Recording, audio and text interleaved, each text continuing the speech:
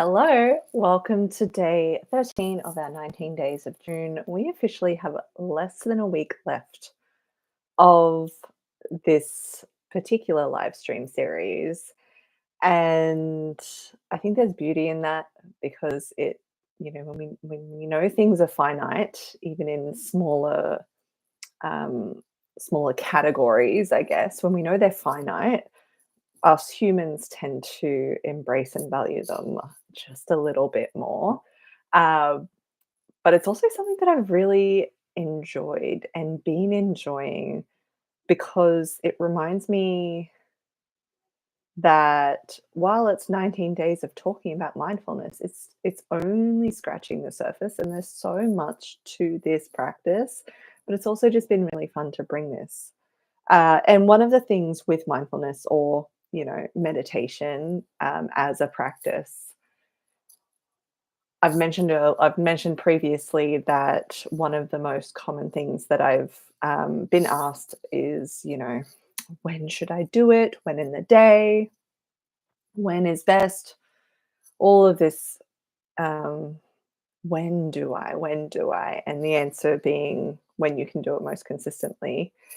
One of the the other most common questions I get about, let's say, meditation as a practice is how do I do it? Because my brain just gets so busy, blah, blah, blah, blah, blah, all the things. I'm going to tell you what I found works for me.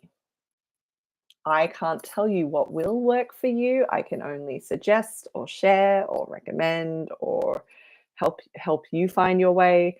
Um, but I'm gonna tell you what works for me, and that is dependent on what's going on for me. So it immediately begins with an element of self-reflection and self-awareness and checking in and going, what is actually happening for me? Because I've found my regular practice when I was doing it every morning, um, a few years ago now, admittedly, when I was practicing and meditating every morning, I just wanted the quiet.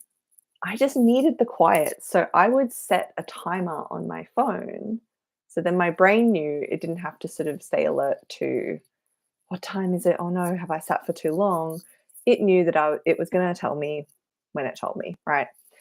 But I would just set a timer, get propped up comfortably. So I would not lay down because laying down meant falling asleep most often, but I would get propped up with pillows in my bed or wherever is comfortable where I could just extend my legs because if I sat for too long with my legs crossed, I'd get pins and needles, that kind of thing. So this was just how I went about it and set the timer for whatever timer, like for whatever time, whatever length of time, and just enjoyed the quiet. I enjoyed the not doing because and I should probably do more of this in different ways because there's so much doing in I was gonna say in our lives. There might not be few, but I'm really just gonna speak to my own experience. When there's so much doing, when there's so much thinking, when there's so much figuring out, I needed to give my brain time to not have to do any of that. And I set the timer so that my brain was on board to say, yep, cool, there is an end time to this. And then I'm going to let you get into all the thinking you want to do. Right. So that was the practice then. Of late, it's sort of been for a similar reason, but uh, a different approach is I've found that having music as a background, lyric less music, so no lyrics as a background has been really helpful because it gives me something to drop into while also not giving me new information. So that has been helpful in that way and giving me that brain space. Um, Another alternative, and I don't use this practice often. There was a season in my life where I did because I just needed someone to take the reins really and take over just for 5 minutes at a time. But another option is if you find that your mind is really busy and you want someone to or you need something to keep bringing it back in, bringing it back in, bringing it back in, guided meditations are really useful. And that is like not coincidentally what we're going to do today, just a short guided meditation, similar to our body rotation. That's a guided meditation. This one's going to be different. Um, but guided meditations are really useful because it lets someone else hold the space for you, whether it's pre-recorded or in person or a live stream, whatever it is, it lets someone else hold the space for you so that it gives your brain guidance literally in the moment. And I find that really useful for times when maybe my brain will just go off down the rabbit hole, so it will just do the thing. Or when there's just so much so much to focus on that I just want to help it focus on what I'm doing in this moment, right? So there's a whole bunch of different ways you can access different guided meditations and find ones that suit you. But I wanted to share that's something that these are different approaches that I found have helped, but I don't make it just a rule to this is exactly how I do it forever. Because what if one day that means that I'm not actually listening to what I need or paying attention to what I need? So there is an element of checking in with yourself along the way and going, oh, I think I need this today. And if you're not sure, just try something and you'll still get something out of it, even if it's not a quote unquote perfect practice, right? So that's a big lesson that I've had to learn as well is it's not always going to be perfect. It's not always going to be exactly how I think it should be. I'm gonna I'll should all over the place sometimes and we all do this and it's not always useful. So it's not always going to be what you think it should be in terms of your practice. But if you are just allowing you to have that practice, amazing. That's all. That's literally it. So today's practice, it is going to be short and sweet, but that's the whole point of these, right? This is a practice I've found. It's not like there's no name to it or anything. It's just a practice that I've experienced and found recently really helpful, particularly when I get what I call the brain squeezies, where if I'm trying to focus on too many things all at once, I get what feels literally like my brain squeezing. So, uh, maybe you can relate to that feeling. Maybe you have no idea what I'm talking about. You don't have to, that's okay. We're just going to just do this little guided practice. It's a little bit like our body sensing, our body scanning practice, but different. Just different because there's an infinite number of ways to do this. So, as always, safety first. If you are operating a vehicle or machinery or anything like that, please focus on what you need to do safely. Um, that's a blanket rule, but I'm always going to remind you if I, say something and you're like, oh, I could close my eyes, but my hands are on the wheel and the car is in motion, you you need to be a grown up enough to decide not to do that. That's all. But I will always say it because I want you to be safe. So, aside from all of that, getting into a comfortable position or whatever you are doing, you can close your eyes if you like. You don't have to. Um, Even if you can, safety wise, you don't have to, right? So you choose. Let's take a deep breath in and out. Just letting that happen. And just noticing sensation over your scalp. Remember, we're not trying to judge or change anything.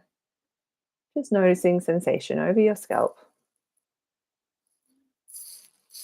Maybe feeling as if you could feel the connection point of every single hair on your head, if and where you do have hair on your head.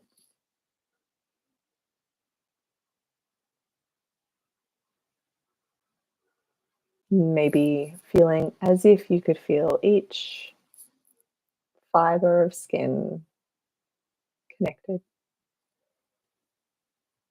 And then moving your awareness into your inside of your skull, where your brain sits. And first, feeling as if you could feel the most forward point, the most front point of your brain, just sensing that space at the most front point of your brain.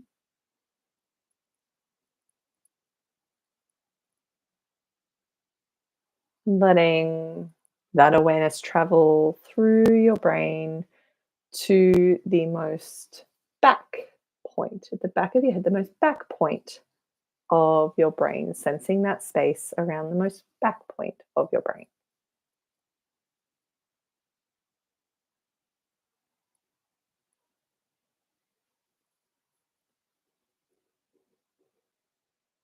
Just sensing that space. Then let it travel in and then veering off to the right to the furthermost right point of your brain. Just the space around it, as if you could sense it.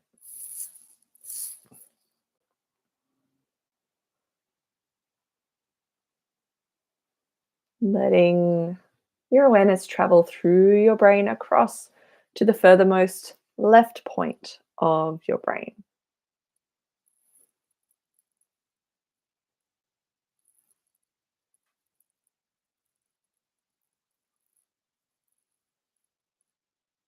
Just the space around the furthermost left point of your brain. Bringing your awareness back right into the center. And pick a comforting temperature or feeling or texture or sensation. Pick something that works for you. Maybe it's warmth or maybe it's coolness. And feel that very most center point of your brain, like a little ball, start to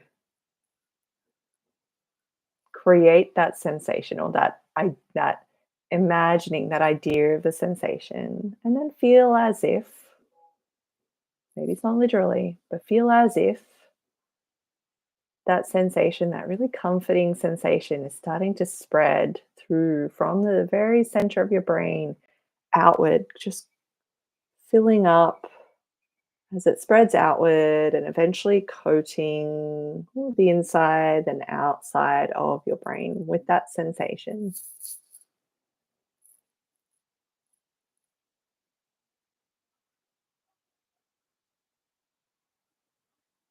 Letting that outer layer of all of your skin just soften in response to that.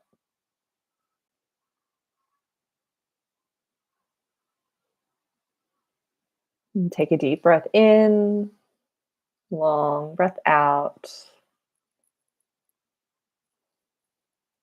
Coming back into the space where you are, into the room. Just a little, I call this one a little brain relief. Just a little moment where you give your brain some love, whether you've been overworking it or whether it's feeling a bit listless or busy or whatever it is. Sometimes we get so caught up in managing it that we forget to kind of just hold it or tend to it or take care of it. So, just a little practice that you can do at any stage. If it feels useful for you, remember consistency is the name of the game, not exactly what you do. So, whatever it is that you do for 5 minutes at a time each day will make more of a difference. So, I hope that has been useful. I hope that has been helpful. As always, if you are interested in working together, I do some training with workplaces and teams with the Embodied Leaders Academy. It is something that's really powerful, and we focus on the inner work so then your outer work is reflected in that. So that is something, or I do private coaching in different ways as well. So if you are interested, you can reach out via the link in the caption to book your free consult time and just have a conversation just to find out more about it. But otherwise, I will see you tomorrow for day 14.